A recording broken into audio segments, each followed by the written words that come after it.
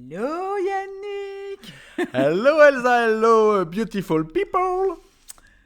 Donc aujourd'hui, la vidéo traite de renouer le dialogue avec son subconscient. Oui, il n'y a rien à voir avec la traite des blanches. Non, non, ça traite de ça, mais ça n'a rien à voir avec la traite des blanches ni des enfants. Donc, D'accord, oui. déjà faire la distinction entre les diverses formes d'esprit que nous avons. Oui. Est-ce que tu veux nous dire deux mots là-dessus ou est-ce que j'enchaîne direct? Parce que je suis une vraie pipelette. Bah fais ta pipelette un peu. D'accord, je vais faire ma pipelette. Donc, en fait, il faut savoir qu'on a plusieurs formes d'esprit. Je pense que nous sommes nombreux à en avoir des notions et c'est peut-être intéressant et utile de les rappeler un petit peu ici. Donc, l'esprit conscient, que l'on appelle aussi le mental ou l'ego, c'est celui qui tend à nous protéger en permanence, en tout cas à nous protéger de ce que nous, on ne veut pas ou que l'on n'aime pas. J'irai plus loin, je développerai ça un petit peu plus loin. Donc c'est celui qui nous fait ruminer aussi, c'est celui qui nous maintient dans des cages de peur, puisque c'est le mental. Donc cet esprit mental a un besoin constant de raisonnement logique. Il lui faut des explications. Et tant qu'il ne les a pas trouvées, il les cherche. D'ailleurs, il y a des choses qui n'ont pas d'explication et ça peut rendre zinzin. C'est le comment, pourquoi ou... Ouais, le comment, pourquoi, mais c'est pas logique, c'est pas naturel, c'est pas machin, c'est surréaliste, voilà. Donc, ça, c'est l'esprit conscient. L'esprit subconscient, lui, c'est vraiment le cœur. Au sens où l'esprit subconscient ne raisonne pas, ne réfléchit pas, n'a pas de logique.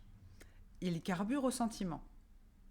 Il carbure aux énergies. C'est-à-dire que quand certains d'entre nous, surtout les gens qui ont une empathie assez forte, quand on se retrouve dans un lieu, par exemple, où il n'y a rien de particulier, où rien de... Il n'y a pas une potence, il n'y a pas une guillotine, mais il y a des endroits où quand on s'y trouve, on fait « Oh, je me sens pas bien, il y a quelque chose ». Donc, c'est le subconscient qui absorbe ça. C'est le ressenti. Ce sont les énergies.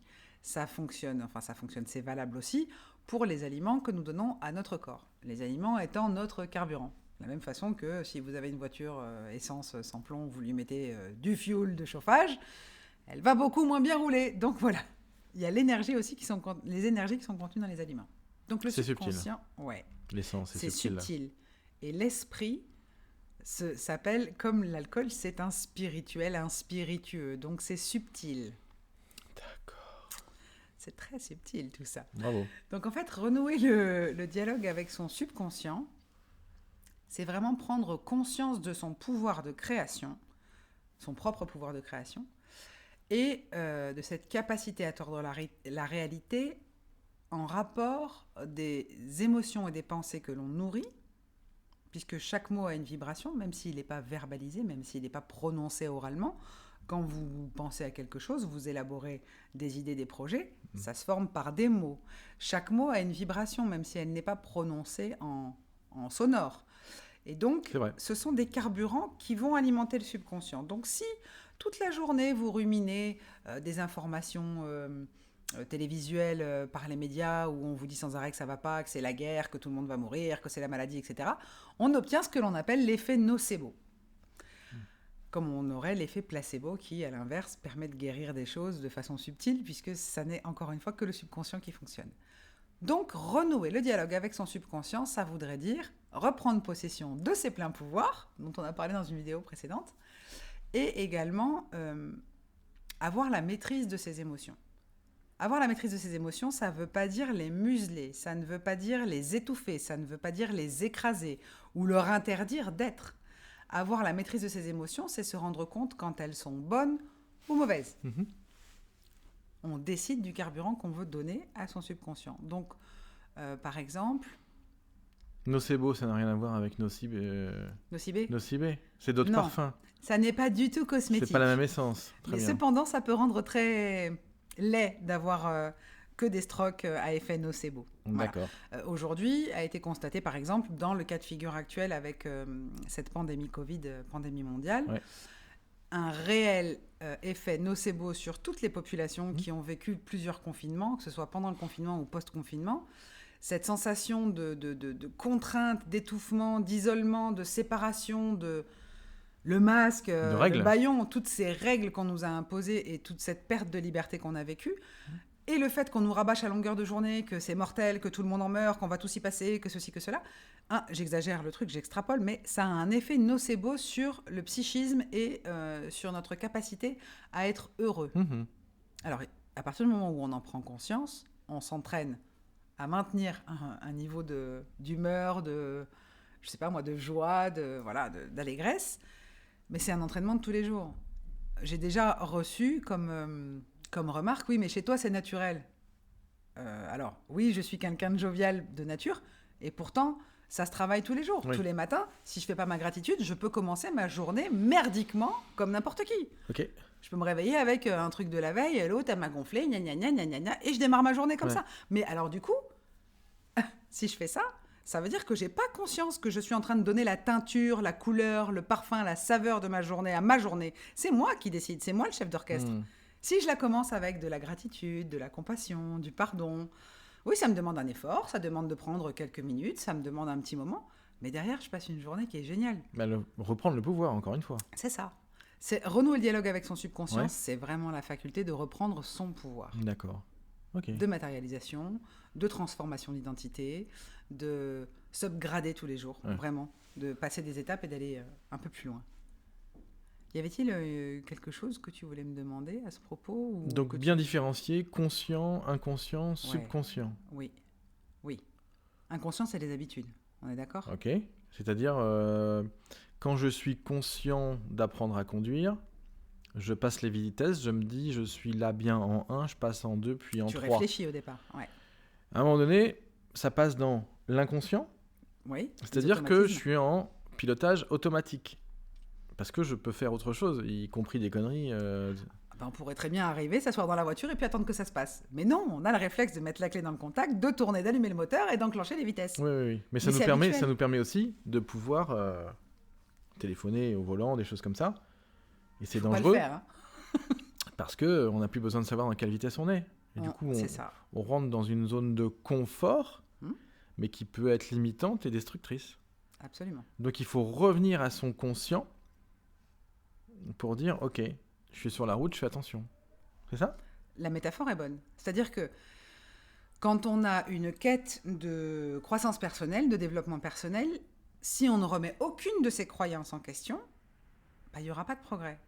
Parce que quand on veut apprendre quelque chose de nouveau, et c'est ce qu'on essaye de se figurer, je pense, à chaque fois qu'on a un nouvel apprentissage à faire, en tout cas pour ma part, c'est ce que je fais. J'arrive dans un nouvel apprentissage, je sais qu'il faut que j'arrive avec une coupe vide. Si j'arrive avec tout ce que je sais déjà pour l'étaler et le raconter, je vais apprendre quoi ?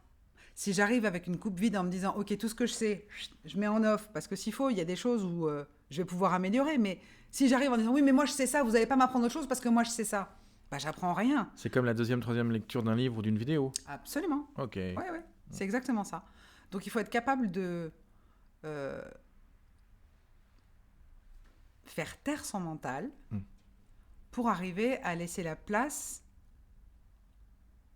que son subconscient mérite. Le mental n'est pas fait pour être aux commandes de nos vies. Le mental est celui qui fait qu'on répète les mêmes schémas. Il est celui qui fait qu'on a l'impression parfois de tourner en rond dans un truc qui ne nous convient pas. On sait très bien que ça ne nous convient pas. On a entendu la petite voix qui dit « Tu sais très bien que ça ne va pas marcher. » Et qu'est-ce qu'on fait ? On écoute le mental et on y va. Pourquoi ? Parce que comme il est un peu sourd et qu'il n'entend rien, il parle très fort et il parle plus fort que le subconscient qui, lui, ne fait que faire ressentir des choses, un frisson, une émotion, une joie. Ça peut être une peur aussi, mais forcément, si on laisse le mental aux commandes, c'est la métaphore que j'utilise souvent et qui est assez répétitive chez moi, c'est « j'ai pas le permis, on m'offre une voiture surpuissante automatique ».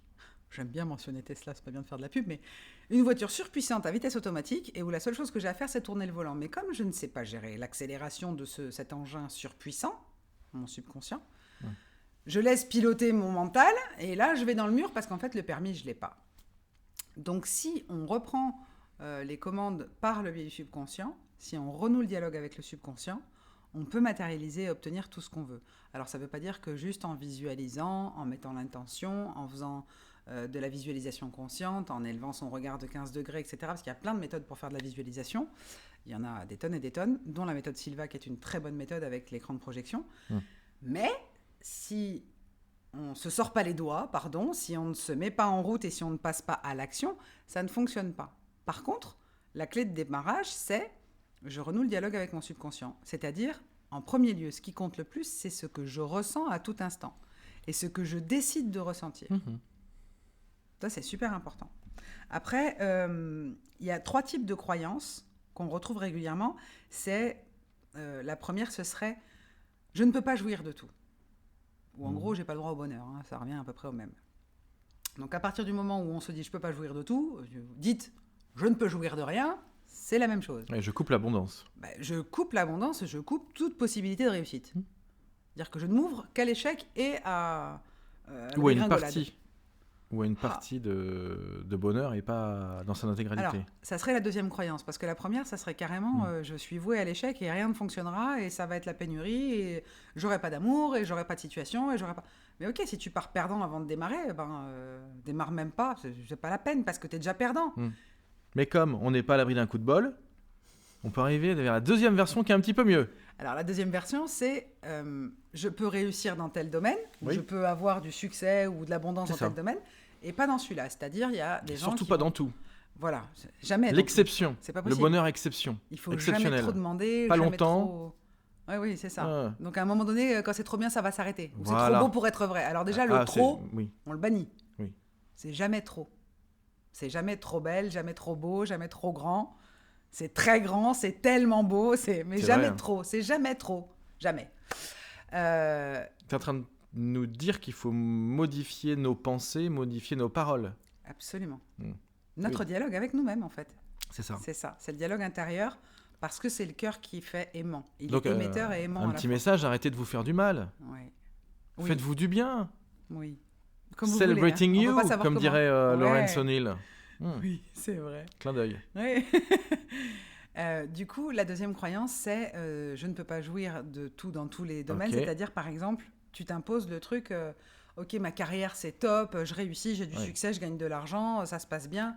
Et forcément, comme je mets tout mon temps là-dedans et toute mon énergie, je ne peux pas être heureux ni amicalement, ni familialement. Il y a une douzaine de domaines, donc... Oui, il y a 12 dimensions en tout. Enfin... On peut y avoir plus, mais déjà, il y en a 12. Voilà, parce qu'on a 5 dimensions dans ton flash de Kanaka, et dans la vie, on peut catégoriser, entre guillemets, j'aime pas trop le mot, mais on peut ranger en 12 plutôt des dimensions, ouais. Et du coup, la troisième croyance, c'est celle qui demande un entraînement quotidien, et c'est celle qui dit « je peux jouir de tout, à tout moment, dans tous les domaines et à tout instant ». Et les gens qui ont cette croyance-là ont un mental qui est complètement shifté, donc augmenté et en niveau supérieur, au sens où plus ils vont parvenir à obtenir des choses et à avoir des victoires, à avoir accès à du succès et de belles relations. Et... Shift, c'est la majuscule sur le clavier. Oui, c'est-à-dire c'est au lieu du petit M du moi, c'est le grand M. Absolument. Mais plus ils vont arriver à tendre à ça... Et puis il y a l'amour dedans, le M. Oui, absolument. Plus ils auront envie de partager ça avec les autres. Oui. Et là, encore une fois, dans le partage d'énergie, quand on partage ses réussites, quand on partage sa joie, quand on partage ce qu'on sait, on génère un retour qui est triple. Donc, la meilleure croyance et le meilleur dialogue à avoir avec son subconscient, c'est « je peux jouir de tout, à tout instant, et dans toutes les dimensions de ma vie ». D'accord. Donc, se voir plutôt en shift majuscule qu'en shift minuscule. Alors, shift minuscule, je pense que c'est antinomique. Oui, en fait, si tu rappuies sur le shift, tu redescends. Ah oui, on redescend. C'est d'accord. C'est d'accord. Donc, c'est une quête permanente, je suis désolé. C'est vrai. Oui, alors par contre, ça s'arrête jamais. On reste pas en shift. Non, ça c'est pour ça que je dis ça. Oui, complètement. Ça switch. Donc, il faut rappuyer sur le shift majuscule en permanence. En fait, il faut y penser. Il faut en avoir conscience. Voilà, c'est une question de conscience. C'est un travail de conscience. Le subconscient est un muscle qui n'est pas physique, puisque c'est l'esprit. C'est spirituel. Comme spiritueux. Donc, c'est vraiment subtil. C'est vraiment l'essence. L'essentiel. Exactement. Et l'essence de notre subconscient, son carburant, ce sont les ressentis et les sentiments. Donc, à partir du moment où on fait attention à son état émotionnel, on matérialise ce que l'on veut. C'est encore l'histoire des chakras, et quand on dit chakras, on ne comprend pas tout. C'est l'énergie à certains endroits du corps qui vont très loin dans différents plans. Et quand on parle d'alignement, on ne comprend pas tout non plus.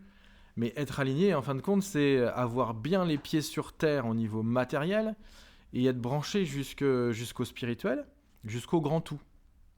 Et c'est pas l'un ou l'autre, c'est bien l'ensemble, encore une fois. Parce qu'on a accès à l'ensemble.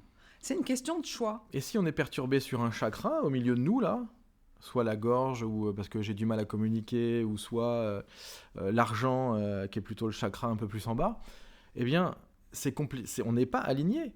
Parce que, en fait, quand on est aligné et qu'on peut générer l'abondance, c'est qu'on est relié partout. C'est que ça communique bien. C'est que les 7 chakras principaux tournent bien. Voilà. En fait, ce sont des centres énergétiques qui tournent sur eux-mêmes. On peut les visualiser, enfin, se les figurer comme... des petits ventilateurs. Oui, tout à fait, des petits ventilateurs.